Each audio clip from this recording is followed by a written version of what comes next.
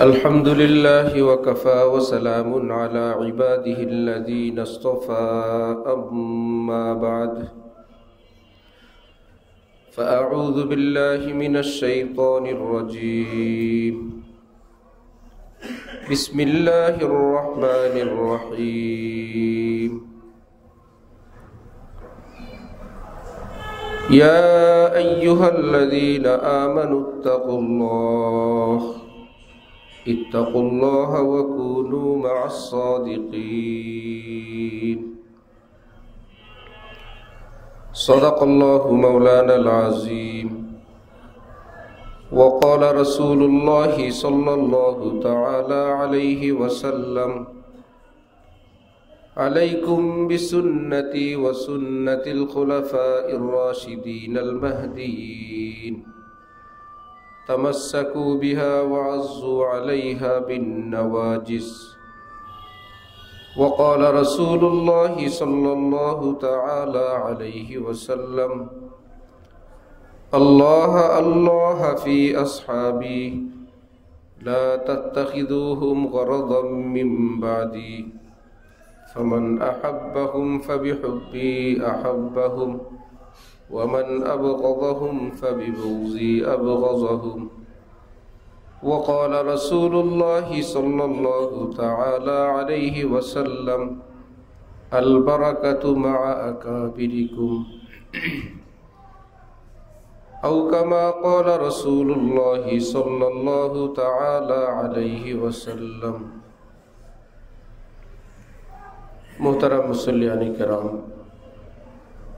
আমি আল্লাহ পাক রব্বুল আলামিনের পবিত্র কালামের অংশ বিশেষ তেলাওয়াত করলাম এবং হযরত রাসূল করিম সাল্লাল্লাহু আলাইহি ওয়াসাল্লামের কয়েকখানা হাদিস শরীফ পাঠ করলাম।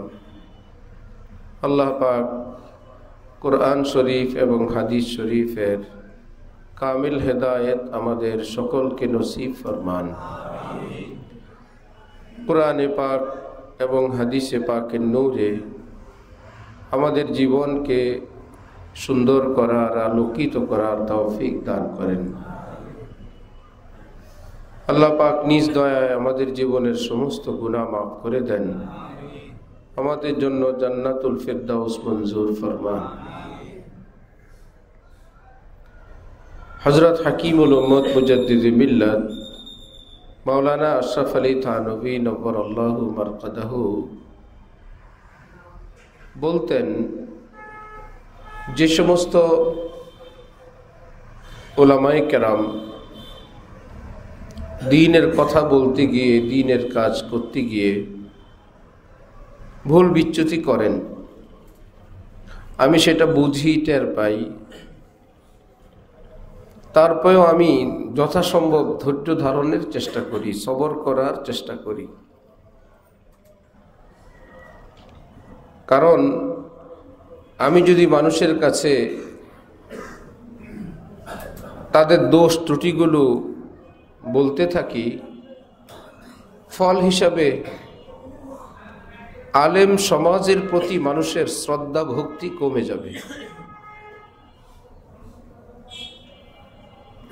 সব মিলায় রেজাল্ট এই দাঁড়াবে যে মানুষ আলেমদের প্রতি শ্রদ্ধা করবে না। তারপরে যেটা হবে, হযরত থানভী বলেন, কোনো মানুষের অন্তর থেকে যদি আলেম ওলামাদের শ্রদ্ধা ভক্তি সেটা উঠে যায়, ওই ব্যক্তির ঈমানের গ্যারান্টি 1 মিনিটও নাই। সে কতক্ষণ ঈমান নিয়ে থাকবে সেটা তার, কিন্তু কোনো গ্যারান্টি নেই।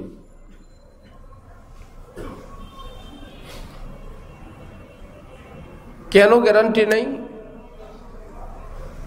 আল্লাহর কালাম নাজিল হয়েছে এখন থেকে 1500 বছর আগে।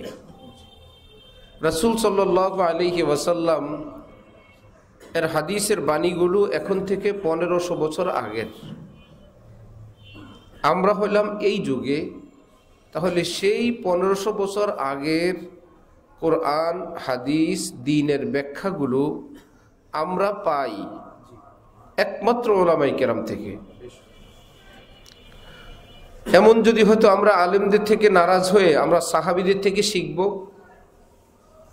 আমরা তাবিঈন থেকে শিখব, আমরা স্বয়ং রাসূল থেকে শিখব, এমন ব্যবস্থা আছে? যদি বলেন হাদিস থেকে শিখব, কোন হাদিস থেকে শিখবেন? সর্বোচ্চ বুখারী পর্যন্ত যাবেন। ইমাম বুখারীর জন্ম 194 হিজরিতে। মক্কা শরীফ থেকে মদিনা শরীফ নবীজি যেদিন আসলেন সেই বছরটা হইল হিজরি 1। মক্কায় 13 বছর, মদিনায় 10 বছর। তাহলে যেই বছর তিনি 13 বছর শেষ করে নবুয়তের 10 বছরের জন্য মদিনায় রওনা হলেন হিজরি 1-এ, এর 194 বছর পরে ইমাম বুখারীর জন্ম। প্রশ্ন, ইমাম বুখারী কি নবীর থেকে শুনে শুনে কিতাব লিখছিলেন? ইমাম বুখারী কি সাহাবী? তাবি? তাবে? মানতে হবে উনিও আলেম। উনিও কি আর কথা ছিল, আলেমের উপর থেকে যদি শ্রদ্ধা ভক্তি উঠে যায় তাহলে ইমানের গ্যারান্টি 1 মিনিটও নাই। ইমাম মুসলিম আরো পরের, অন্যান্য ইমামরা আরো পরের, সব ওনারা কিতাব লিখে গেছেন, সেটা কিতাবে আছে। হযরত রাসূলুল্লাহ সাল্লাল্লাহু আলাইহি ওয়াসাল্লাম এর যুগে 30 পারা কোরআন নাজিল হলো, কিন্তু আমরা যেভাবে কোরআন শরীফ বাঁধানো অবস্থায় ফাতিহা থেকে সূরা নাস পর্যন্ত এক জায়গায় আমরা পাই, এভাবে কি নবীজি দিয়ে গেছিলেন? এভাবে কি আল্লাহ নাজিল করলেন? এভাবে কি হযরত আবু বকর সিদ্দিকের যুগে ছিল? ওমরের যুগে ছিল? তাহলে হযরত উসমান রাদিয়াল্লাহু তাআলা আনহু যার কাছে যা ছিল সবটাকে কি চামড়ায়, হাড্ডিতে, কাঠে, পাথরে লিখে রাখছেন সবাই, তারপরে একত্রিত করলেন। সেই যুগে আবার কোরআন শরীফের জের নাই, জবর নাই। কোরআন শরীফ আছে, জের জবর নাই। এখন জের জবর দিয়ে দিলে পড়তে পারে না, ঠিক না? সবকিছু সাজানো আছে, কোনটাকে আ বলবে, কোনটাকে ই বলবে, কোনটাকে উ বলবে, দেওয়া আছে। এখানে আল, আলে আল, ইল না উল না, আলহাম দা না দি না দু, ওখানে দু দেওয়া আছে, আলহামদু, আল হা না হি না হু, সবটাকে একদম রেডি করে দেওয়া আছে, কিছুই নেই। আলহামদুর স্বরে প্রথম হামজার উপর জের জবর কিছুই নাই, পরে হার উপরে জের জবর কিছুই নাই, পরে মিম, এটা কি সাকিন হবে না আল হামাদ হবে না কি হবে, কিছুই নাই। তারপর এটা দাল লেখা, এটা কিভাবে পড়বেন কিছুই জানা নাই। এখানে একটা আলিফ লাম হা মিম দাল, বহু রকম এটাকে পড়া যায়। সবগুলোতে জবর দিলে হবে আলা হামাদা, সবগুলোকে জের দিলে হবে ইলি হিমিদি। এই হরফ এগুলোই এভাবেই ছিল। শুধু জের জবরটা উঠে নিলে আর এলেম যদি না থাকে কোনো উপায় নেই। এটা কি আলাহামাদা না ইলিহিমিদি না উলুহুমুদু, সব জবর সব জের না, খোঁজ নিয়ে জানা গুলো। কোনোটা আ, আবার পরেরটা আল, ওটা আলা না আল, আবার পরেরটা হা, খালি হা না হাম, পরেরটা দা দে দি না, ওটা দু, আল হাম দু, একদম রেডি করে দেওয়া আছে। এটা কি নবীর যুগে ছিল না পরে আসছে?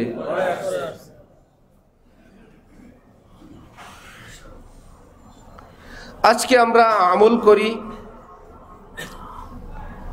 যে ভাই 2 রাকাত মসজিদে প্রবেশ করলে 2 রাকাত মুস্তাহাব, দুখুলে মসজিদ। এই 2 রাকাতের নাম কি? মুস্তাহাব, নফল। জুমার আগে 4 রাকাত সুন্নতে মুআক্কাদা। জুমার পরে আবার 4 রাকাত সুন্নতে বাদাল জুমা করে মুআক্কাদা। আচ্ছা, মধ্যখানে 2 রাকাত ফরজ। আচ্ছা, নামাজে দাঁড়ানো ফরজ, রুকু করা ফরজ, রুকু থেকে সোজা হয়ে দাঁড়ানো ওয়াজিব। কোরআন শরীফের যে কোনো এক জায়গা থেকে পড়া ফরজ, ফাতিহা পড়া ওয়াজিব, ফাতিহার সঙ্গে আবার একটু মিলানো ওয়াজিব। আছে কিনা এগুলো? রুকুতে কোথায় হাতটা রাখবো, কিভাবে হাত বাঁধবো, আমার কোমর তখন কি থাকবে, আমার মাথাটা কিভাবে থাকবে, আমার চোখটা কোন জায়গায় থাকবে, খোলা থাকবে না বন্ধ থাকবে, খোলা থাকলে আমি কি তাকায় দেখব, একটা জায়গায় তো থাকবে সামনের দিকে, সেজদার জায়গায় না হাঁটুর জায়গায় না কোন জায়গায়, সেজদায় গিয়ে আমি খোলা রাখবো না বন্ধ রাখবো, সেজদায় হাতটা রাখবো তো আঙ্গুলগুলো কি ছড়ায়া রাখবো না মিলায়া রাখবো, এগুলো কি ইসলামের অংশ না? এবার আমি সুবহানা রাব্বিয়াল আলা কয়বার পড়বো, এবার মাথা থেকে পা পর্যন্ত কতগুলো অঙ্গ সেজদাতে যাওয়ার সময় আমার জমিনে রাখতে হয়, আমি প্রথমে কি রাখবো, হাঁটু রাখবো, তারপরে পা, তারপরে নাক, তারপরে কপাল, তাহলে উঠানোর সময় কি উঠাবো, আগে কপাল, পরে নাক, পরে হাত, পরে হাঁটু, এগুলো নামাজের অংশ কি না? আত্তাহিয়াতু অনেকগুলো আছে, আমি কোনটা পড়বো? আত্তাহিয়াতুর সময় আবার শাহাদাত আঙ্গুল দিয়ে একটু উঠাইতে হয়, আবার নামাইতে হয়, কোন সময় উঠাবো, কি বলে উঠাবো, কি বলে নামাবো, কোন আঙ্গুল উঠাবো, বাকি আঙ্গুল কি করব? ইসলাম কি না? একটা আঙ্গুল উঠানো লাগবে, আবার নামানো লাগবে, কোনটা পড়ার সময় উঠাবো, কোনটা পড়ার সময় নামাবো, বাকি আঙ্গুলগুলো কি করব? আমি আত্তাহিয়াতের জন্য বসলাম, পা দুইটা পিছনে, পায়ের তালু কি করব?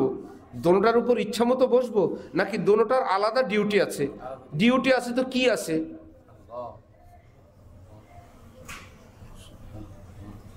যে কোনো একভাবে রাখবো না, কোনোভাবে এভাবে রাখা যাবে না, একটা নির্ধারিত পদ্ধতি আছে। দেখি কোরআন শরীফে ওই পদ্ধতিটা কি, নাই।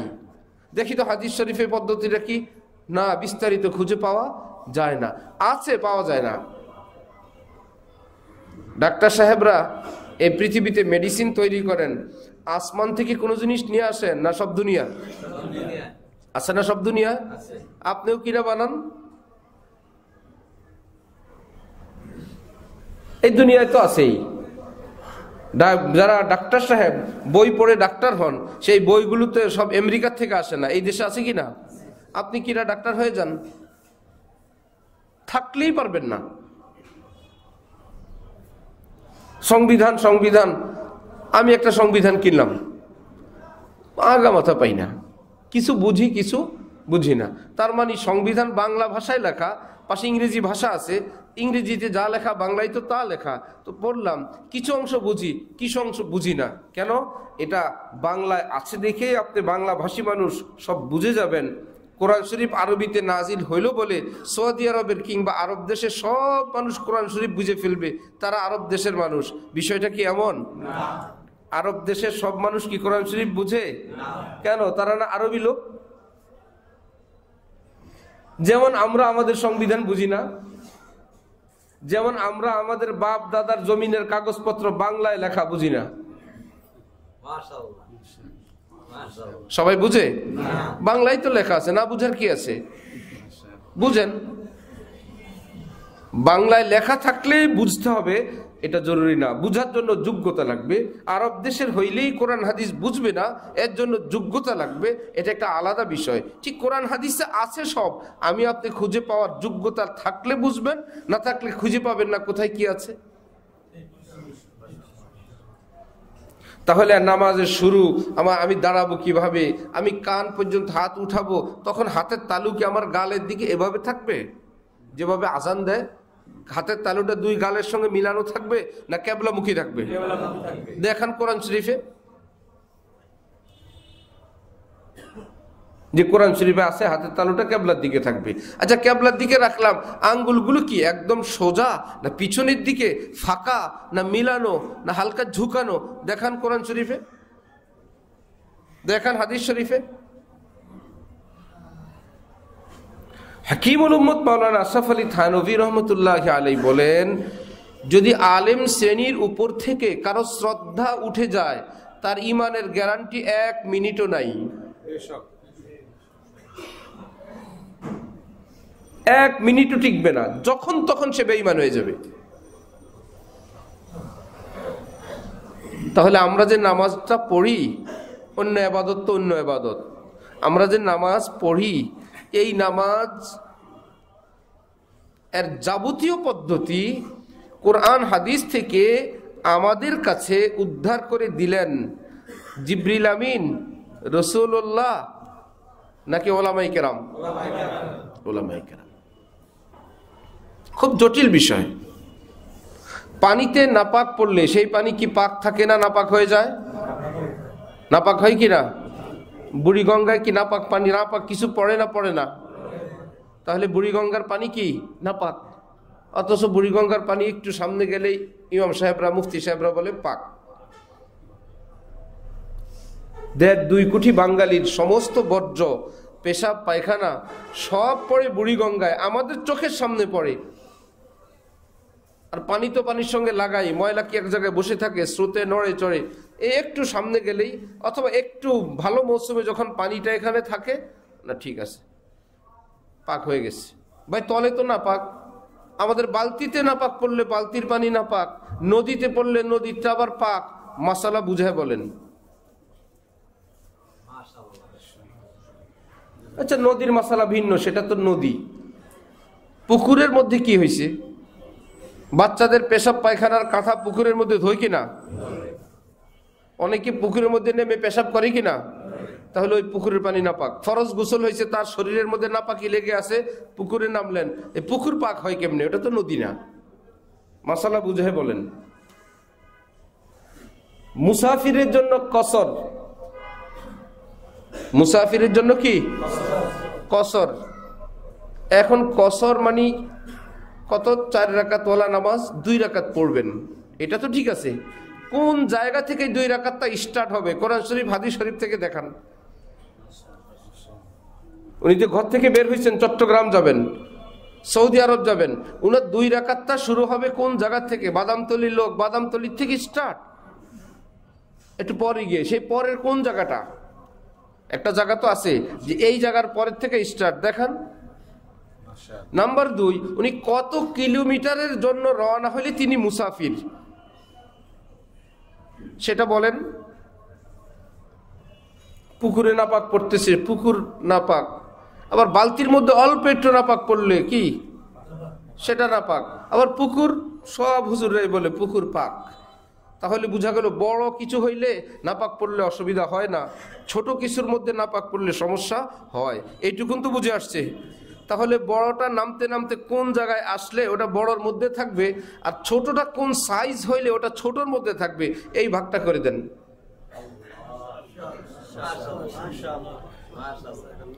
যে এত বাই এত, এটা ছোট, এত বাই এত হইলে বড়, এটা কোরআন শরীফে আছে, হাদিস শরীফে আছে। আল্লাহর কসম করে বলেন, পৃথিবীর কেউ দেখাইতে পারবে না। এটা আলেমরা নির্ধারণ করছেন। সূর্য ঢলে গেলে জুমার নামাজের ওয়াক্ত হয়, জোহরের ওয়াক্ত হয়, এটা তো সবাই জানেন। আসরের ওয়াক্ত কয়টা বাজে শুরু হয়? এই যে মিনিট মিনিট হিসাব করে পড়েন, 1 মিনিট আছে, 2 মিনিট আছে, আর 5 মিনিট আছে জোহরের, বলি কি না? কোন কিতাবে আছে দেখান তো? সূর্য তো সূর্যের জায়গায়, আসমানের সূর্য আছে, এখানে আর 5 মিনিট আছে, কি আছে?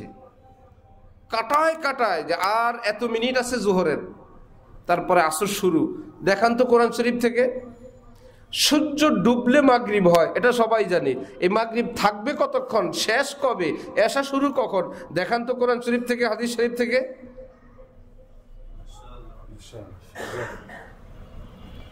আমি কি আপনাদেরকে বুঝাইতে পারতেছি? এগুলো কি কোরআন শরীফে আছে? হাদিস শরীফে আছে? আছে সব, কিন্তু আমরা বলবো নাই। আমরা বলবো কি আছে, সবই আছে, কিন্তু সেটাকে উদ্ধার করার ক্ষমতা আমাদের নেই।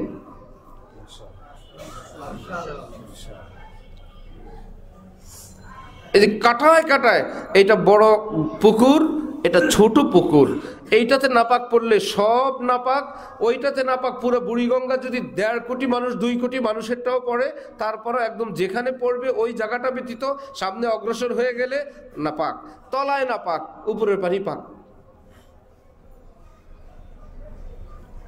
এই কথাগুলো আমাদেরকে আমাদের সঙ্গে শেয়ার করতেছেন, শেয়ার করেন সরাসরি আল্লাহ, জিবরিল আমিন, রাসূলুল্লাহ, সাহাবাই কেরাম, নাকি ওলামাই কেরাম? ওই ওলামাই কেরামের উপর, ওই ওলামা শ্রেণীর উপর আপনার ভক্তি শেষ, আপনার ঈমান শেষ। আরো সহজ ভাষায়, বিদ্যুৎ উৎপাদন কেন্দ্র যেখানে প্রচন্ড বিদ্যুৎ মোটা মোটা তার থেকে তার দিয়ে সেখান থেকে আনে, এবার প্রত্যেকের ঘর পর্যন্ত অত বড় মোটা তারই আসে না, একটু আস্তে আস্তে চিকন হয়। এই চিকন হয় বলে এটাকে আলাদা বিদ্যুৎ না, সেই বিদ্যুৎ মধ্যখানে যেই কোনো এক জায়গায় কাটবেন আপনার ঘর অন্ধকার।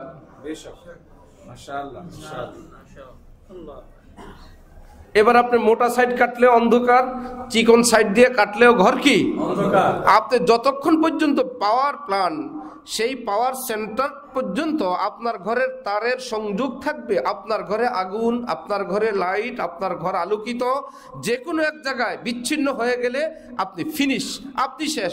আল্লাহর কসম, আজকে না, আগামী দিন না, কিয়ামত পর্যন্ত এই ঈমানের বিদ্যুৎ, ইসলামের বিদ্যুৎ, ঈমানের আলো, ইসলামের আলো, সুন্নতের আলো ততদিন চলবে, ততদিন জ্বলবে আপনি আপনার থেকে রাসূলুল্লাহ সাল্লাল্লাহু আলাইহি ওয়াসাল্লাম পর্যন্ত এই সমস্ত উলামায়ে কেরামের প্রতি আপনার শ্রদ্ধা ভক্তি যতদিন থাকবে। যে কোনো এক পয়েন্ট আপনি কেটে দিবেন, আপনি শেষ। কাফের মুশরিকরা দেখলো এত চিকন কথা এদেরকে বোঝানো দরকার নেই, মোটা দাগে আলেমদের প্রতি এদেরকে বিদ্বেষী, আলেমদের প্রতি এদেরকে আলেমদের দোষ ত্রুটি এদের সামনে পেশ করা দরকার। এবার আলেমদের কি দোষ আছে বা আলেমদের কি ভুল আছে, আলেমরা কে কোথায় অ্যাক্সিডেন্ট করলো, আলেম মানে কি বেগুনা, মাসুম, নিষ্পাপ? না তো, আলেম তো নিষ্পাপ মানুষকে বলে না। কোন আলেম যদি ভুল করে, ওই লোকের ভুলটুকুন আমি এক পাশে রাখলাম, আরেকটা ভুল পাওয়া গেল সেটাকেও রাখলাম, আরেকটা ভুল পাওয়া গেল সেটাকেও রাখলাম, 5টা পেলাম, ওকে 5টা। এই তো, এবার ভুল ব্যতীত আর কি আছে ওনার কাছে? গিয়ে দেখি কোরআনে পাক শুদ্ধ নাকি আমার মতো? ওই ভুলটুকুন বাদ দিয়ে ওনার কোরআনে পাক অশুদ্ধ না শুদ্ধ? যে দাড়ি কামানো না দাড়িওয়ালা, শার্ট প্যান্ট টাইওয়ালা না সুন্নতওয়ালা, ইংলিশ কাটিং চুল না সুন্নত কাটিং চুল, ওনার বিবি নিয়ে কি উনি স্টাইলে হাত অশ্লীল ভাবে ঘুরে না পর্দা করে, হারাম খায় না হালাল খায়, নামাজ পড়ে কি পড়ে না? ওরে বাবা, ও না, আমার তো ওনার একটার সঙ্গেও তুলনা দিতে পারবো না। ওনার ভুলগুলোকে যদি আমি ভুল হিসেবে আলাদা রেখে দেই, এই ব্যতীত যা আছে, এই যে বাদাম তেলের ওই পাশে দাগি ফল বেচে দেখবেন, দাগি ফল বিক্রি করে না, একটু ওরা আবার কেউ কিনে, যারা কিনে ওরা হিসাব করে দাগটুকুন ফেলার পর বাকিটুকুন তো ভালো। কাঁঠাল যখন ট্রাক থেকে নামায়, একটু চাপ খাওয়া কাঁঠাল, এটা বাজারে সেই দামে বেচা হবে না, একদিক থেকে একটু ফেটে গেছে, কেউ এটাকে কিনে নেয়। আর ফাটাটুকুন এক পাশে একটু দাগ লাগছে, ওইটুকুন যদি বাদও দেই বাকিটা ভালো। যদি সবটাই পচে যেত কেউ কিনতো না, বললে পচাটুকুন বাদ দেওয়ার পরও ভালো। হ্যাঁ, যাদের পয়সা আছে, রুচি আছে, তারা বলে না আরো ফ্রেশ খাবো, অবশ্যই অবশ্যই ফ্রেশ খাবেন। তো কোনো আলেমের জীবনে যদি কোনো ত্রুটি লেগে থাকে, সেই ত্রুটিটা যদি ভাইরাস না হয়, যে এই ত্রুটিটা একটা স্যাম্পল, পুরা দেহের মধ্যেই ভাইরাস, তাহলে তো সেটা ধরাই নিষেধ। আর যদি হয় এটা তার একটা ভুল, এই ভুলটুকুন বাদ দেওয়ার পর তিনি একজন ইমাম, তিনি একজন মুত্তাকি, তিনি একজন সহি শুদ্ধ তেলাওয়াতওয়ালা, তিনি সুন্নত দাড়িওয়ালা, তিনি হালাল খানেওয়ালা, আমার তো প্রত্যেকটাই ফেল, আমি তো প্রত্যেকটাই ফেল। নাম্বার 2, আমি এই আলেমদেরকে একজন একজন করে দোষ আছে বা দোষ আবিষ্কার করে, অথবা তারা আলেমরা এই দোষী গুণে যারা, তারা সব এক, সুতরাং আমি এক, যারা আমি একজনকেও ভালোবাসি না। এখানে দোষী এবং ভালো নির্দোষ আছে, সুতরাং দোষীদেরকে যেহেতু তারা সাপোর্ট করে, এ সাপোর্ট করার কারণে ভালোগুলোও দোষী। আমি আলেম দেখতেই পারি না। নামাজ পড়বেন কার পিছে? ডাক্তারের পিছে? ইঞ্জিনিয়ারের পিছনে? কার পিছনে? সে আলেমে তো হইল। বয়ান শুনবেন কার কাছে? কথা বলেন। তাফসীর শুনবেন কার কাছে? ইসলামের ব্যাখ্যা শুনবেন কার কাছে? রাসূল সাল্লাল্লাহু আলাইহি ওয়াসাল্লাম বলেন, ইনসাররাকুম আন তুকবালা সালাতুকুম ফালইউম্মাকুম উলামাউকুম। যদি তুমি চাও তোমার নামাজটা কবুল হোক, আমরা চাই কি না? নবী বলেন, এই সূরা কেরাত পার একজন কি ইমাম বানাবা না? কি ব্যাপার? নামাজের ইমামতি, যিনি নামাজ পারেন তিনি ইমামতি করবেন? নামাজটা পারলেই তো হইছে। নবীজি বলেন, না, নামাজ তো একটু পড়াবে, কিন্তু তার কাছে আরো অনেক ধন দৌলত থাকবে। যদি তুমি চাও তোমার নামাজটা আল্লাহ পাকের নিকট কবুল হোক, ইনসাররাকুম, এই কথা যদি তোমাকে ভালো লাগে, তোমার কাছে আনন্দ দেয়, তোমাকে আনতুকবালা সালাতুকুম, তোমাদের নামাজটা কবুল হোক, ফালিয়াউম্মাকুম উলামাউকুম, তোমাদের সমাজের যিনি আলেম ওলামা যারা আছেন, তোমার নামাজের ইমামতি যেন তারা করেন। যে আমাদের মধ্যে একজন সূরা কেরাত আত্তাহিয়াতু ঠিক করে নিলাম, আর আমরা আলেমদের পিছনে পড়বো না, আমরা এখন নামাজ শিখে নিছি, আমরা আলেম প্রয়োজন নাই, আমরাই নামাজ পড়বো।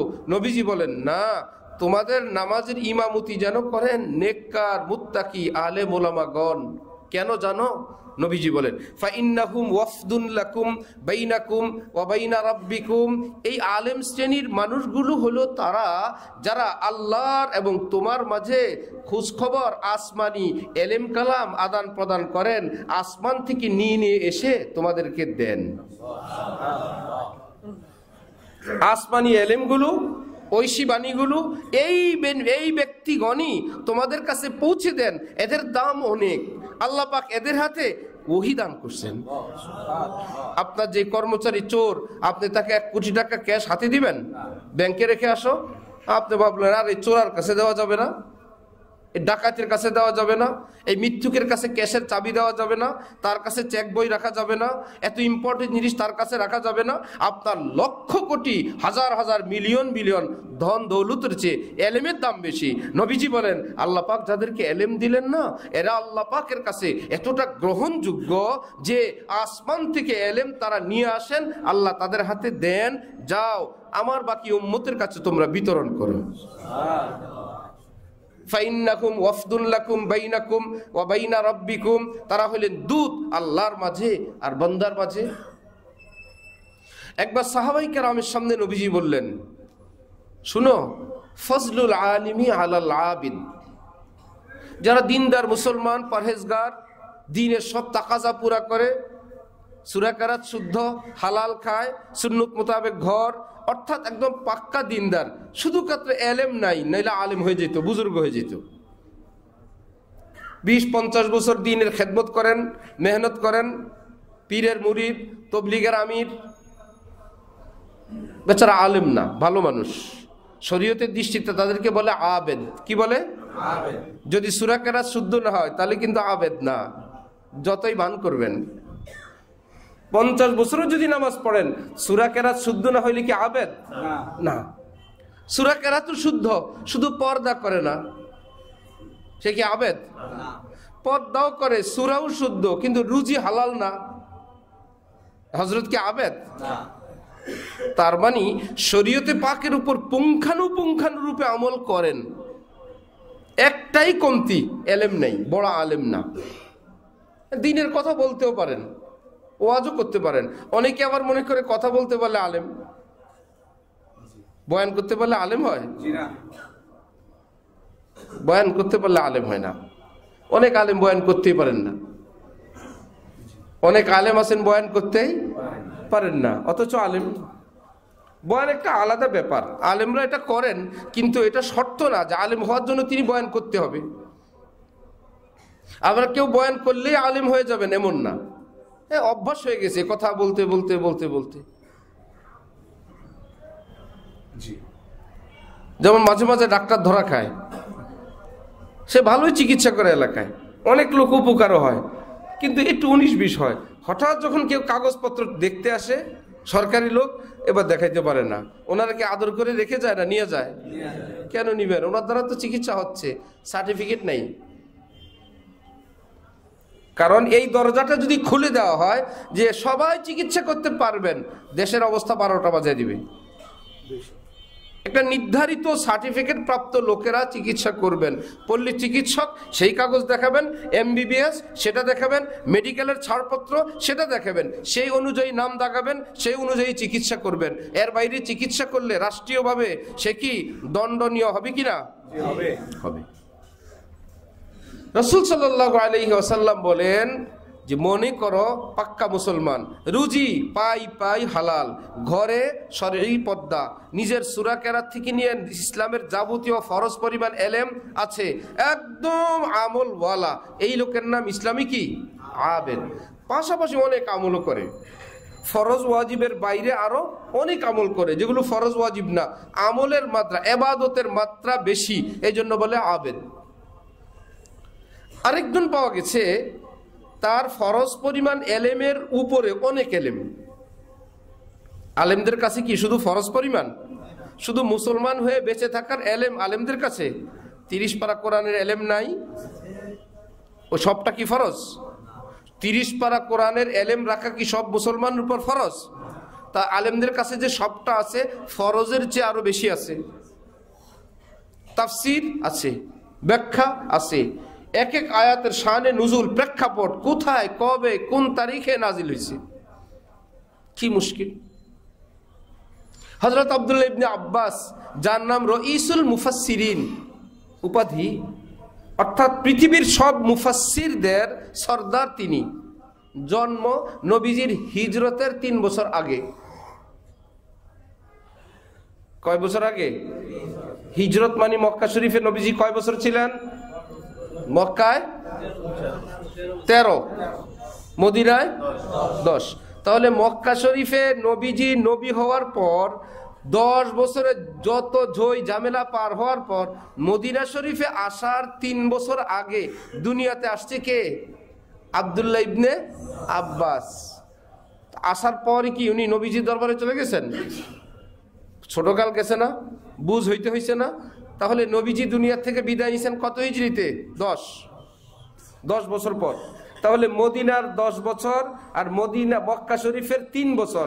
নবীজি যখন দুনিয়া থেকে বিদায় নিয়ে যান, আব্দুল্লাহ ইবনে আব্বাসের বয়স 12 প্লাস। এখন উনি যদি হাদিস বয়ান করেন, যে হাদিসটা নবীজি হিজরতের 5 বছর আগে বলছেন, বয়ান করেন উনি, সবাই বলবে আপনার তো জন্ম হয় নাই, আপনার তো আরো 2 বছর পরে দুনিয়া আসছেন, আপনি হাদিস শুনলেন কোত্থেকে? এখন বলবে নিশ্চয় অন্য কোন সাহাবীর থেকে শুনে তারপরে বলতেছেন, কারণ ওই সময় তো তিনি দুনিয়াই নাই। হ্যাঁ, উনি গ্রহণযোগ্য ব্যক্তি, উনি বললে এটাই দলিল, ওনাদেরকে জিজ্ঞাসা করতে হবে না আপনি কোথায় পেয়েছেন, সাহাবী যেটা বলবে সেটাই কি দলিল। তবে এইটুকুন কথা রাখতে হবে, উনি এই 5 বছর আগের গল্প নবীজির থেকে সরাসরি শোনেন নাই।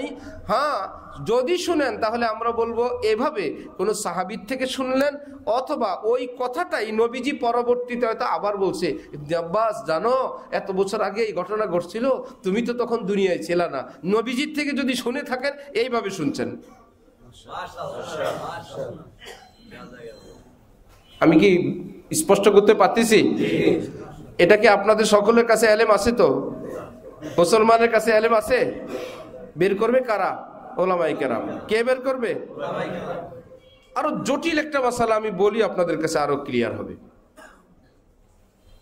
আমরা নামাজের মধ্যে হাত উঠাই কান পর্যন্ত শুধু একবার, তাকবীরে তাহরিমার সময় উঠাই না? শাফি এবং হাম্বলি এবং আহলে হাদিস ভাইয়েরা উঠাই কি একবার না বারবার? দোনোটা হাদিসে আছে। দোনোটা কথা কোথায় আছে?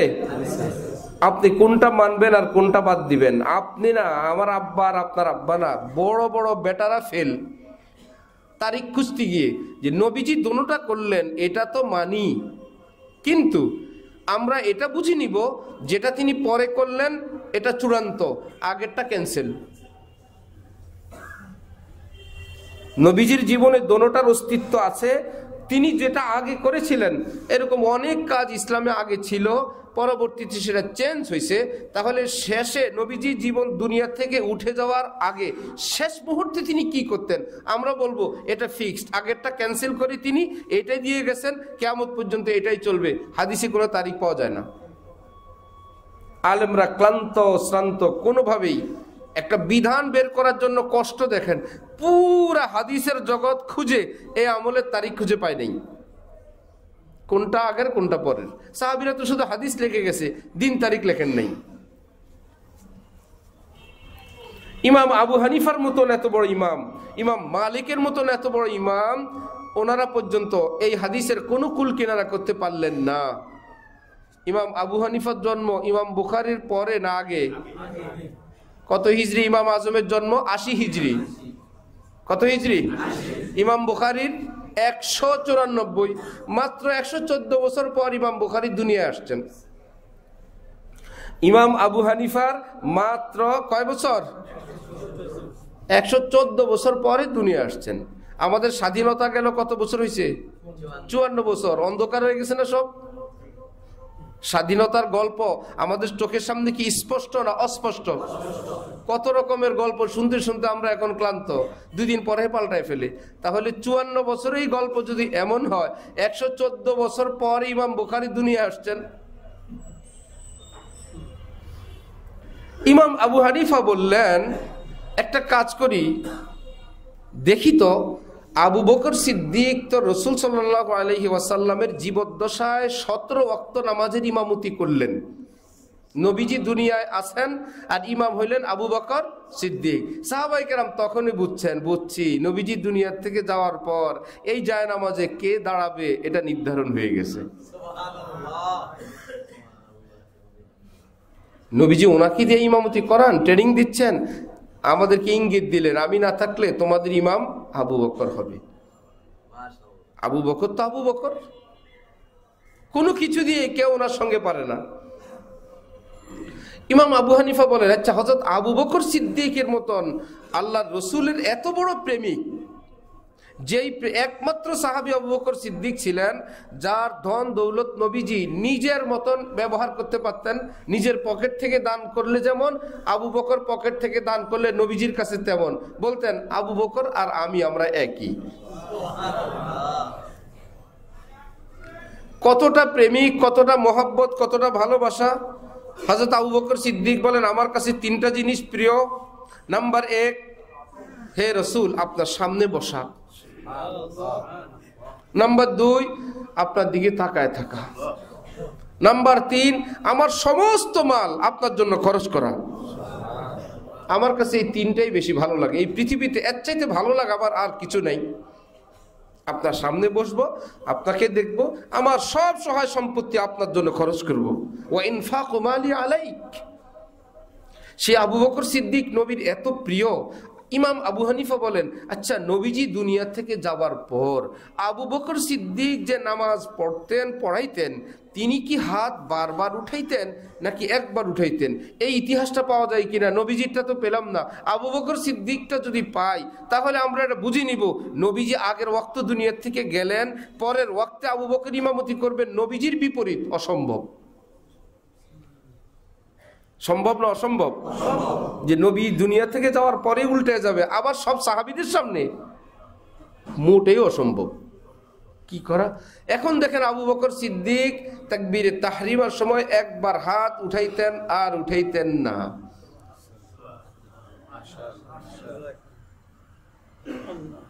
বড় সুখবর পাওয়া গেল। এতে কি প্রমাণ হয়? নবীজি দোনোটাই করলেন, কিন্তু জীবনের শেষ আমল ছিল বারবার না একবার? আচ্ছা আবু বকর সিদ্দিক সাহেব তো আবু বকর সিদ্দিক, ওমর সাহেব কি করেন তো দেখি? দেখেন একবার সারা জীবন। আচ্ছা দেখি ওসমান সাহেব কি করেন? সারা জীবন একবার। আচ্ছা দেখি আলী কি করেন? সারা জীবন। ইমাম আবু হানিফা বলে, পাইছি খবর। নবীজি দোনোটাই করলেন, এটা শুদ্ধ। বারবারেরটা এটা আগের ইসলামের প্রথম যুগের, যেমন ইসলামের প্রথম যুগে নামাজে কথা বলা বৈধ ছিল, এটা ইসলামী ছিল না? এই বলি কি এখনো আছে? পরে আবার ক্যান্সেল হয়ে গেছে। ছিল বললেই সব হবে না। আইসা একজন জিজ্ঞেস করতো, ভাইয়া কয় রাকাত? 2 রাকাত। 2 রাকাত। আচ্ছা, আল্লাহু আকবার। একজন নামাজি, সে নামাজে আছে, পাশের থেকে এসে বলতো, ভাই কয় রাকাত? 2 রাকাত। আচ্ছা, আল্লাহু আকবার। এটা তো হাদিস শরীফে আছে, ইসলামে আছে, মানা যাবে না? থাকলেই মানা যাবে না। দিন তারিখ জানতে হবে, এটা কবে কার, সর্বশেষ কি। ইমাম আবু হানিফা বলেন, খোঁজ পাইলাম নবীজি একবার করতেন, না হলে 4 খলিফা নবীজির বিপরীত আমল করবে, অসম্ভব। হযরত ওমর একদিন বললেন, তোমরা আমাকে যেভাবে শ্রদ্ধা ভক্তি করো আমার ভাল লাগে না, বিরোধী দল না থাকলে মজা হয় না। সমালোচনা করবা, আমি একটু টাইট ফিট থাকবো, চুপ আর চুপ, সবাই চুপ, যাই করি আমিন আমিন, যাই করি হুজুর হুজুর। এভাবে মানুষ ভ্রান্ত হয়, দিকভ্রান্ত হয়, পথভ্রষ্ট হয়, ক্ষতিগ্রস্ত হয়। তোমরা তো ছেড়ে দিবা, আখেরাতে কি হবে? তোমরা তো হুজুর হুজুর বললা, যেমন পৃথিবীর রাজা বাদশাদেরকে হুজুর হুজুর বলে ডুবায় না? দোষটাও দোষ না, কেউ সমালোচনা করলে কে করলো তারে আগে মারো। অথচ দরকার সমালোচনাটা কি অর্থবহ, সেটা কি শোনা জরুরি, তাকে সালাম স্যালুট দিয়ে ধন্যবাদ দেওয়া। আচ্ছা, আপনি আমার অনেক বড় উপকার করলেন, না হলে আমার ক্ষতি হয়ে যেত। এটা না করেও সমালোচনা করো, সরকারকে বেকায়দায় ফেলতে চাও, সরকারের সমালোচনা করো, ঠিক আছে, 1 2 3। কত ঘর আছে নাকি, একটা ঘরে পাঠায় দাও, ছোট ঘর বড় ঘর, যে কোনো একটা ঘরে পাঠায় দাও নাকি। হযরত ওমর রাদিয়াল্লাহু তাআলা আনহু বললেন, এসব তো ভাল লাগে না আমার, আমি ভুল করলে তোমরা আমার ভুলের কথা বলবা, কিন্তু যেভাবে চুপ করে আছো এটা আমার কাছে পছন্দের না। একজন মুরব্বী উঠে দাঁড়ায় তরবারি নিয়ে বললেন, ওমর তুমি কি বললা? এটা আমাদের প্রতি, এই নবী সাহাবীদের প্রতি তুমি এমন ধারণা করতে পারলা? তুমি ভুল করবা, তোমার ভয় আমরা সবগুলো মানুষ চুপ করে থাকবো, আল্লাহর রসুলের সুন্নতের চেয়ে তোমারই বেশি মহব্বত করি, ভয় পাই, এইরকম ধারণা করতে পারলাম? মিয়া, আমরা তোমাকে পর্যবেক্ষণ রাখতেছি, বিন্দু বিন্দু লক্ষ্য রাখছি, সুন্নত শরীয়তের উপর কাটায় কাটায় আছো কি না পর্যবেক্ষণে রাখছি। আমরা দেখলাম যে ঠিক মতন আছো, এই জন্য চুপ। যদি দেখি এক চুল তুমি নবী সুন্নত শরীয়ত থেকে ডানে বা ইধার উদার, তোমাকে সতর্ক করব। যদি তুমি সতর্ক হও, ভেরি গুড, খুব ভালো। যদি দেখি এতেও তোমার কাজ হয় না, তরবারি বের করে বললেন, তরবারি আছে না, তরবারি দিয়ে একদম সোজা করে ফেলবো। আল্লাহ দিন নিয়ে বাড়াবাড়ি করবা, ওমর হয়েছে তো কি হয়েছে, একদম সোজা করে ফেলবো। হযরত ওমর বললেন, আলহামদুলিল্লাহ, আর ভয় নাই আমার, আর ভয় নাই। ওমর এবার যাই করবে, ওমরকে সোজা করার লোক আছে। সেই ওমর একবার কান পর্যন্ত হাত উঠাইতেন। কয়বার? সাহাবাই কেরাম ছিলেন কিনা? 20 রাকাত তারাবি পড়তেন। কয় রাকাত? ভুল করলে এই পার্টি ছিল কিনা? ইমাম আবু হানিফা বলেন, কাম হইছে। নবীজি কি করতেন, যার ঘটনা তার কাছে যদি নাও পাই, তার ছেলে মেয়েরা যদি বলে, তাহলে এটা একটা লক্ষণ। সব ছেলে মেয়ে যদি বলে, এখানে আর সন্দেহের কিছু নাই। সুতরাং আমরা একবার পর্যন্ত কান পর্যন্ত হাত উঠাবো। এইভাবে মাসআলা বের করা কি আমাদের জন্য সম্ভব? না। তাহলে হাকিমুল উম্মত মাওলানা থানভীর যে কথাটা, যে আলেমদের উপর থেকে যদি শ্রদ্ধা ভক্তি শেষ হয়ে যায়, ওই মানুষের ইমানের গ্যারান্টি 1 মিনিটও নাই। আমরা আমল করি ফরজ, ওয়াজিব, সুন্নত, মুস্তাহাব, মাকরুহ, আছে কিনা আমলের নাম? আবার মাকরুহ হইলে মুসলমানরা জিজ্ঞেস করে, হুজুর কোন মাকরুহ, তাহরিমি না তানজিহি? চালাক হয়ে গেছে তো। মাকরুহে তাহরিমি মানে শক্ত হারাম, একদম হারাম। মাকরুহে তানজিহি মানে অত বড় হারাম না, মানে অপছন্দনীয়। মুসলমানরা জিজ্ঞেস করে, হুজুর মাকরু মাকরু তো এটা কোন মাকরু, এটা কি মাকরুহে তাহরিমি? আলেমরা যদি বলে না, তাহলে মনে করে একটু ছাড় আছে। সুন্নত সুন্নত বললে আবার জিজ্ঞেস করে, হুজুর এটা কি সুন্নতে মুআক্কাদা না গায়রে মুআক্কাদা? যদি বলে গায়রে মুআক্কাদা, বুঝছি হুজুর, এটা না করলেও চলবে। বুঝেন কি না এটা? আর যদি সুন্নতে মুআক্কাদা শুনে, বাবারে এটা করাই লাগবে। যদি শুনে সুন্নতে গায়রে মুআক্কাদা, কেউ বলে সুন্নতে জায়েদা, কেউ বলে সুন্নতে মুস্তাহাব্বা, অর্থাৎ মুআক্কাদা না হইলেই। আচ্ছা হুজুর, ফরজ ফরজ ফরজ কি ফরজে আইন না কিফায়া? জানাজার নামাজ কি আইন না কেফায়া? ফরজ, কিন্তু কেফায়া কি অর্থ? কয়েকজন করলে আমার না করলেও চলবে। আচ্ছা জানাজা হয়েছে তো আলহামদুলিল্লাহ, গুনাহ থেকে বেঁচে গেছি, না পড়েও গুনাহ থেকে বেঁচে গেছে। কেন? কয়েকজন মিলে ওই কাজটা করলে বাকি সবাই ছুটি। কোরআন শরীফ, হাদিস শরীফ, বুখারী শরীফ, এই এলেমগুলোর হেফাজত করা ফরজে আইন না কেফায়া? কেফায়া। মানে সব মুসলমান হাফেজ আলেম হওয়া লাগবে না, একটা শ্রেণী যদি হাফেজ আলেম হয়ে এগুলো ঠিক রাখে মুসলমানদের পক্ষ থেকে যথেষ্ট। ঠিক আছে, এই কাজের জন্য এক গ্রুপ নিয়োজিত আছে, এবার আল্লাহ পাকের পক্ষ থেকে অন্যদেরকে, আচ্ছা ব্যবসা বাণিজ্য করো, আলেমদের খেয়াল রাখবা, তোমাদের কাজটা তো করে। এই যে বন্টনটা, এই যে বিন্যাসটা, এটা ফরজে আইন, এটা কিফায়া, এটা ওয়াজিব, এটা সুন্নত, এটা মুস্তাহাব। আমি জুমার মসজিদে জুমার আগের বয়ান বলছি, আল্লাহর কসম এই ডিটেলস বিস্তারিত এইটা, এবং নামাজের শুরু থেকে নিয়ে কিভাবে হাত, কিভাবে চোখ, কিভাবে দাঁড়াবো, কিভাবে বসবো, বিস্তারিত কোরআন শরীফের, হাদিস শরীফের কোথাও কেউ দেখাতে পারবেন না। তাহলে কারা করলেন? ওলামায়ে কেরাম।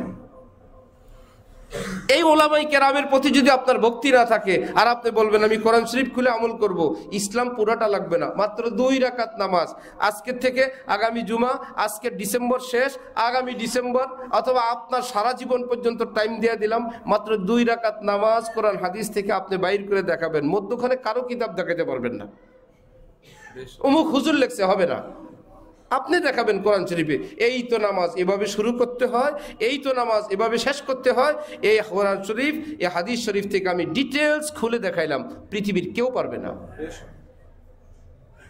তাহলে আলেমদের থেকে ভক্তি শ্রদ্ধা উঠে গেলে শুধু কি এই দুনিয়ার দলের ব্যাপার স্যাপার, তবলিগের ব্যাপার স্যাপার, রাজনৈতিক ব্যাপার স্যাপার থেকে আমরা মাহরুম হব, না ইসলাম থেকে?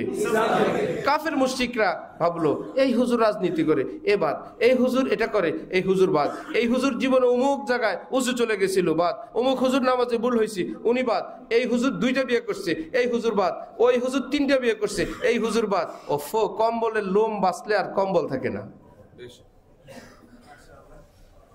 হ্যাঁ, এত দোষ থেকেও মুক্ত আবার কিছু আলেম থাকবেন খুব কম, এ খুঁজে পাবেন কই?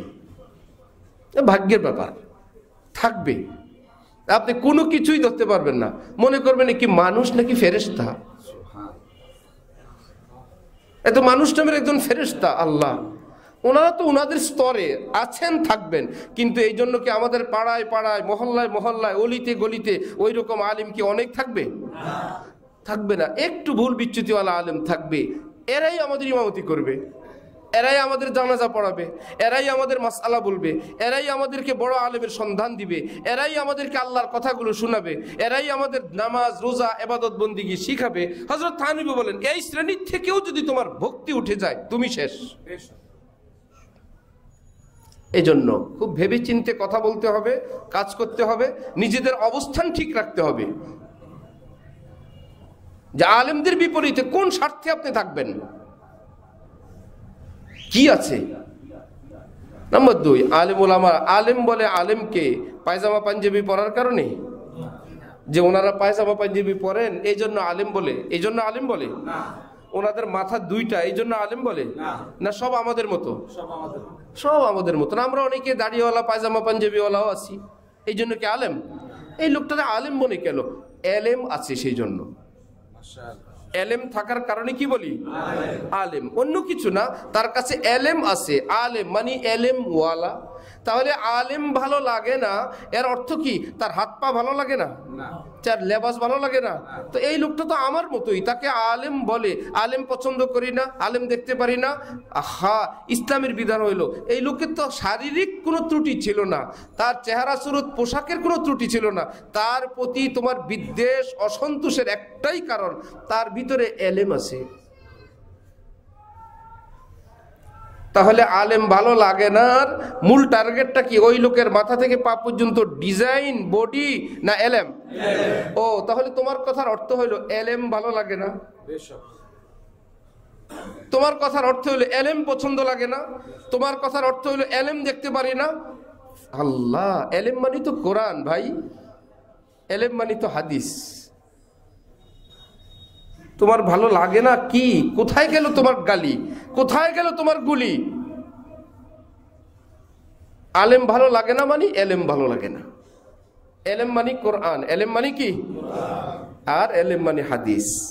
কাফের মুশরিকরা বহুত কৌশলী, আমরা তো অবাক। আমরা আগে শুনছি, এখনো রিসার্চ চলছে কোরআন হাদিসের উপরে। এই মুসলমানদেরকে ঠিক আছে তোমরা একটা দরবার দাও, তোমরা একটা ইসলামের খেদমত করো, যখনই দেখে হক্কানি আলেমদের বিপরীতে কেউ, শুনতেছেন পুরো পৃথিবীতে কাফের মুশরিকরা তার সাথে আছে,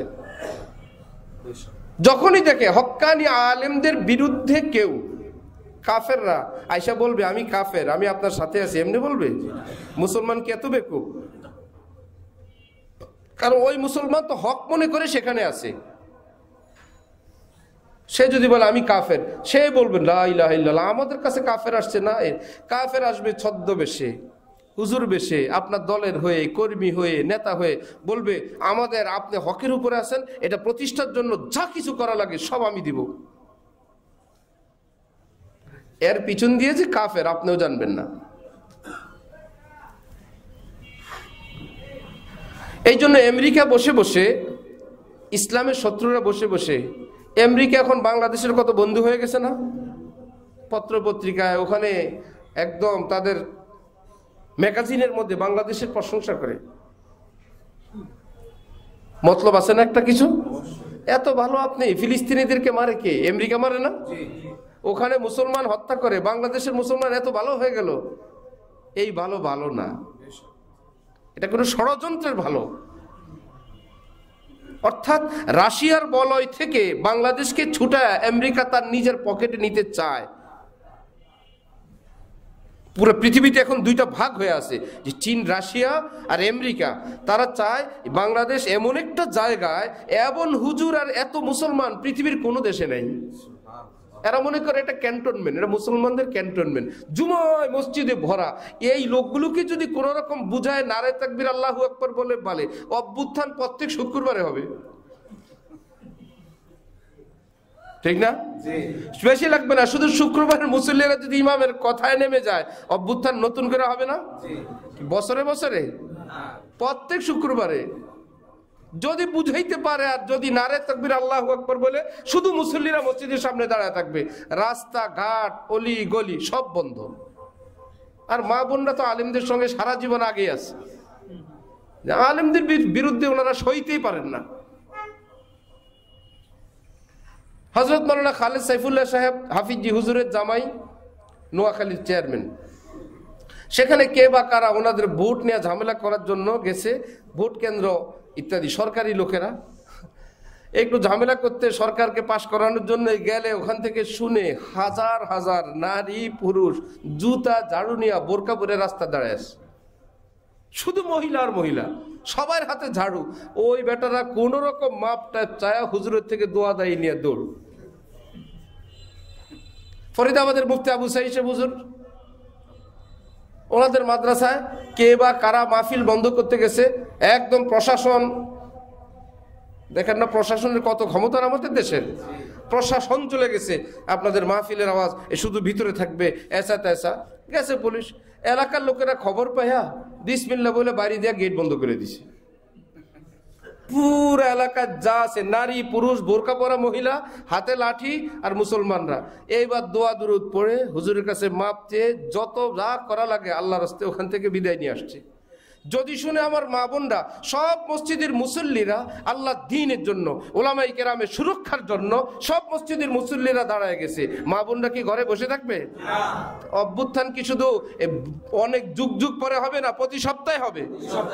এই জন্য কাফের মুশরিকদের থিওরি হলো কোনো না কোনো ভাবে আলেমদের থেকে এই গ্রুপটাকে, মুসলমানটাকে বিচ্ছিন্ন করো, তবেই আমাদের 2 নম্বর মাল বাজারে চলবে, আমাদের ভণ্ড পীর চলবে, আমাদের ভণ্ড তরিকা চলবে, আমাদের ভণ্ডামি চলবে, সবকিছু মার্কেটে চলবে। মুসলিম বাজারে আমরা চালাবো যদি এই আলেমদের থেকে এরা বিচ্ছিন্ন হয়। এই জন্য আমার ভাইরা, ঈমান রক্ষার হাতিয়ার একটাই, আলেমদের সঙ্গে থাকা। কোনো অবস্থাতেই আলেম ওলামাদের বিরুদ্ধে না যাওয়া। শেষ কথা বলবেন, যদি 2 দিকেই আলেম থাকে আমি কোন দিক যাব? প্রশ্ন আসে কিনা? আপনিই বলেন। কোন দিক যাবেন? একদিকে আলেম 10 জন আর একদিকে 100 জন। আপনি তো আলেমদের দিকে থাকা আপনার টার্গেট, তাহলে আলেম বেশি যেদিকে সেদিক থাকবেন। আলেম আছে মানলাম, দুনো দিকে আলেম, কেন অস্বীকার করবেন? তাহলে যেহেতু টার্গেট কি আপনি মানুষের সঙ্গে থাকা না আলেমদের সঙ্গে থাকা? টার্গেট হলো আলেম, আলেমদের সঙ্গে আমি থাকবো। তাহলে আলেম বেশি যেখানে, আমার আস্থাটা কি বেশি না কম? বেশি। যেখানে আলেম বেশি আমার আস্থাও সেখানে বেশি, যেখানে আলেম বড় আস্থাও বড়, বড় বড়রা যেখানে সেখানে। কারণ রাসূল সাল্লাল্লাহু আলাইহি ওয়াসাল্লামের একটা ভবিষ্যৎবাণী কিয়ামত পর্যন্ত, শুনো, আমার উম্মতের অধিকাংশ আলেমরা কখনো ভুল সিদ্ধান্ত নিবেন না। সুবহানাল্লাহ, এটা নবীজি বলে গেছেন। যদি দেখো আমার উম্মতের সিনিয়র অধিকাংশ কোন আলেমরা একটা সিদ্ধান্ত নিয়ে নেন, আমি তো থাকবো না, আমার উম্মত ওই মুহূর্তে তুমি ওই সিনিয়র অধিকাংশ আলেমদের সঙ্গে থাকবা। ইয়াদুল্লাহি আলাল জামা, আল্লাহর রহমত ওই জামাতের উপরে হাত দিবে, ধ্বংস হয়ে যাবে। বেয়াদবি করবে, মুখ জ্বলে যাবে। ইমাম গাজালি বলেন, বেয়াদবি করলে দুনিয়ার আযাব, বংশে আলেম হবে না। কবরের আযাব, কবরে শোয়ানোর সাথে সাথে আল্লাহ ওই মুর্দা লাশটাকে কেবলা থেকে আল্লাহ উল্টা দিক ঘুরে রাখেন। যে তুই আলেমের সঙ্গে বেয়াদবি করছিস, আলেম মানি তো এলেম, এলেম মানি তো আল্লাহ রসুলের বাণী, সেটা ভালো লাগে নাই, আল্লাহ রসুলের ঠিকানা মক্কা মদিনায়, সেদিক ঘুরবি না আলেম, উল্টা দিক ঘুরে থাক, বুকটাকে ঘুরে দেন। তাহলে সাবধান, সতর্ক হবেন নিজের স্বার্থে, রাজনৈতিক স্বার্থে, নিজের আগের পরের কোনো ক্ষোভে, আপনার অপছন্দের কোনো কার্যকলাপে, কোনো মৌলানা মৌলবীর দোষে আলেম শ্রেণীর বিরুদ্ধে যাবেন, তাহলে বিপদে যাবেন। আল্লাহ আমাদেরকে হেফাজত করেন, উম্মতে মুসলিমাকে হেফাজত করেন।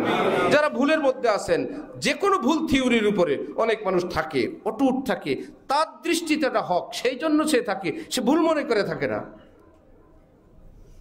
মুসলমানরা ভুল পথে যখন থাকে, সে মনে করে এটা রাইট, এই জন্য সেখানে মজবুত। তিনি যদি জানতে পারেন আমি তো ভুলের মধ্যে আছি, সে থাকে না। একজন মদিনায় রওনা হলো ভুল পথে, সে আপনি বললেন এই দিকে মদিনা না, সে তা আপনার কথাটা বিশ্বাস হয় না, এই চুপ, তোরা মদিনার দুশমন, আমি মদিনায় যাই আর আমাকে মদিনায় যেতে দেয় না। আর একটু অগ্রসর হইলো, আরেকজন বলল আপনি তো তুরস্কর পথে যাচ্ছেন, যা, আমি জানি নবীর দিকে যাওয়ার সময় অনেক শয়তান রাস্তায় পড়ে, অনেক দুশ্মনরাই দুশ্মনী করে, এরা আমাকে মদিনায় যেতে দিবে না, এই জন্য ষড়যন্ত্র করে। এই লোক যদি মনে এ কথা থাকে, এদের বাধা বিপত্তি শুনবে? হ্যাঁ, আমি মদিনায় যাব, এরা আমাকে যেতে দেয় না। এইবার একটা সময় গিয়ে তার চিন্তা হইলো, আসলে কি এত লোক না করে কেন, আমি তো সব উপেক্ষা করে আসলাম, মদিনায় যাব এই জন্য, কি এত লোক না করে কেন? এই যে সুন্দর চেহারার দিনদার, এ পরহেজগার, এ আলেম, এ ওলামা, এ সবাই বলে আমি ভুল পথে। ইনি যদি জানতে পারেন আমি ভুল পথে আছি, তাহলে কি আগের রাগে ক্ষোভে চলতে থাকবেন না ফেরত আসবেন? এইবার কান্না করবে, উফ, আমাকে তো সময় মতন আগে অনেকেই বলছিলেন, আমি ফিরি নাই, আমি তো বুঝতে পারিনি। ঠিক এমনি ভাবে যে যতটুকু ভুল পথে অগ্রসর হয়ে গেছেন, যদি মনে করেন আল্লাহ সন্তুষ্টির জন্যই আপনি অগ্রসর ছিলেন, এত বিশ্বস্ত, এত বেশি বিজ্ঞ আলেম ওলামা মুসলমান বলার পর আপনি যদি সত্যি হেদায়েতের আকাঙ্ক্ষা থাকে, মুক্তির আকাঙ্ক্ষা থাকে, আপনার ব্রেক করা উচিত, থেমে যাওয়া উচিত, আপনার সঠিক সিদ্ধান্ত নেওয়া উচিত। এখানে লাজ লজ্জা শরমের কিচ্ছু নাই, এখানে বংশের কিছু নাই, বন্ধু বান্ধবের কিছু নাই। আমার আপনার কবরে কেউ যাবেন আল্লাহ, জান্নাত দিবেন কে? গুনাহ মাফ করবেন কে? কোন দলে মিলে মাফ করতে পারবে? আমরা একটা দ্বীনি জামাত, আমাদের খানকা শরীফের লোক, আমরা ওনার একটা কবিরা গুনাহ মাফ করে দিলাম। উনি আমাদের দরবারের খলিফা সাহেব, পীর সাহেব, সব মুরিদরা ভক্তরা মিলে ওনার 10টা গুনাহ মাফ করে দিলাম, সম্ভব? আল্লাহ যদি বলেন সারা জীবনের গুনাহ মাফ, সেটা সম্ভব? সম্ভব। যে কিছুই পারবে না, তার সঙ্গে শুধু একটা সামাজিকতা, মুখ সম্পর্ক রক্ষা করার জন্য আল্লাহর সঙ্গে সম্পর্ক, পরকাল বিচ্ছিন্ন করার সম্পর্ক, সেটা আমি চাই না। মনে থাকবে ইনশাআল্লাহ? আল্লাহ, অনেক ভাইয়েরা কিছু মাঠে ময়দানি দিনের কাজ কর্ম দেখে অনেকে মনে করেন যে ভাই মাঠে তো কাজ করে এরাই, মাঠে কাজ করে ট্রাফিক, মাঠে কাজ করে কনস্টেবল, মাঠে কাজ করে এসআই, মাঠে সর্বোচ্চ গুরুত্বপূর্ণ পরিস্থিতিতে নামে ওসি। মাঠে কি ডিআইজি নামে? এসপিরা নামে? এসপিরা গাড়ি থামায়? মাঠে কাজ করে শ্রমিক, মাঠে কাজ করে মিস্ত্রি, মাঠে কাজ করে যুগালি, সারাদিন আপনি বিল্ডিং এর সামনে গিয়ে দেখবেন এরা আছে, আর একজন কোন রকম সিভিল ইঞ্জিনিয়ার আছে, ছাতা নিয়ে দাঁড়ায় আছে। এই বেটাকে কথাই কি এত বড় বিল্ডিং হয় না? তাদের আড়াল ইঞ্জিনিয়ার আছে। ওই লোক তো এখানে আসে না, রোদে আসে না, বেতন কম, ঠিক না? আর আপনারা বললেন এই কাজটা তো আমাদের চোখের সামনে আল্লাহর রহমতে ইট, বালু, রড, সিমেন্ট রোদে পুড়ে বৃষ্টিতে এরাই করছে, সুতরাং আমরা বলবো কিসের ইঞ্জিনিয়ার? জীবনও দেখিনি এই কাজটা। আমাকে রাজমিস্ত্রির যুগালি সাহেব প্রায় 20 তলা বিল্ডিংটা করছেন। সঠিক হবে না ভুল হবে? এটা মানতে হবে। গোড়ায় কেউ আছেন, ওনারা নকশা দেন, ডিজাইন দেন, ওই বলে বিল্ডিংটা হয়। এই গরু ছাগল দিয়ে বিল্ডিং হয় না। অনেক সময় মাঠে ময়দানে কাউকে দেখে বলে হ্যাঁ ইনি তো মাঠে ময়দানে ছিলেন। আরে ভাই, ইনি গোড়ায় কে ছিলেন? গোড়ায় কারা ছিলেন? এদের দাম বেশি। আজকে না, সারা জীবন সব জায়গায়, সব ধর্মে, সব সমাজে যারা মূল পরিকল্পনাকারী, যারা ডিজাইন দেন, যারা সব কিছু করেন, এদের সম্মান ইসলামেও বেশি, ধর্মেও বেশি, সমাজেও বেশি। আমরা এখানেও ধোকা খেয়ে যাই। 3-4টা শ্রমিক দেখে, 4-500 হাজার শ্রমিক দেখে আমরা বলি এত লোক। আরে 2-4 জন 10 জন হুজুরের কথা কে বলে? এখানে লোক বেশি। ইসলামে কোনো গণতন্ত্র নেই। ইসলাম কি গণতন্ত্র অনুযায়ী হয়? পুরা পৃথিবীর মানুষ 700 কোটি, 500 হইল কাফের, 200 মুসলমান। গণতন্ত্র অনুযায়ী ইসলাম ধর্ম কি পাশ করবে না ফেল করবে? যদি গণতন্ত্রের চূড়ান্তই মানেন, পুরো পৃথিবীতে যদি ভোটাভুটি হয় ইসলাম ধর্ম সঠিক না ব্যাঠিক, 500 কাফের ভোট দিবে ব্যাঠিক, 200 মুসলমান ভোট দিবেন ঠিক, তাহলে পাশ করবে কি? কাফেররা পাশ করবে না। ইসলামে গণতন্ত্র ততক্ষণ পর্যন্ত আছে, কোরআন হাদিসের সঙ্গে যতক্ষণ পর্যন্ত আছে। কোরআন হাদিসের বাইরেই গণতন্ত্র এক বিন্দু সাপোর্ট করে না। আল্লাহ আমাদেরকে বুঝ দেন, আল্লাহ আমাদেরকে হেদায়েত দান করেন। ওয়া আখিরু দাওয়ানা আলহামদুলিল্লাহি রাব্বিল আলামিন।